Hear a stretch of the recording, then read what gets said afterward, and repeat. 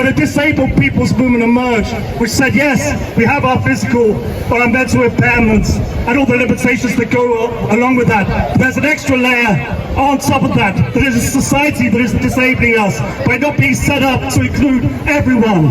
If you're a wheelchair user, buildings can be accessible, housing can be adapted, public transport can be accessible. So our disability is not just an individual tragedy or a medical matter. We have to start looking at society, and that's why, as Joshua said, this is a revolution. Because if we build a society that included everyone, there would have to be a revolution. Now, it is rumoured that 130 Labour MPs say that they're going to rebel over these disability benefit cuts. Unfortunately, our four Cardiff MPs, Joe Stevens, Stephen Doughty, Anna McMorrin and Alex Barras-Curtis, are not amongst those 130. And I think that this is a battle that we can win, and if we defeat the government, it will not only protect disabled people, it will be one step closer to ending the austerity agenda once and for all, and it will also help everyone who's fighting back.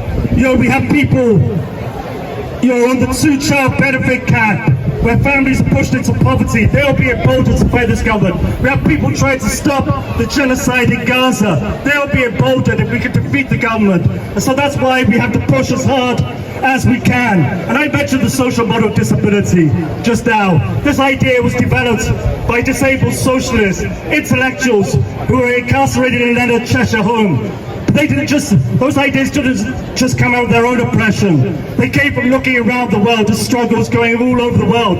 One of the developments of a pioneer of the social model of disability and the disabled people's movement was someone called Vic Finkelstein. He was a wheelchair user from South Africa. He'd been imprisoned by the apartheid regime, and he came to Britain as a political refugee. He said, it was my experiences of living under an apartheid system where black people were discriminated against, and a society of white supremacy that started me on the road of thinking about the oppression of disabled people.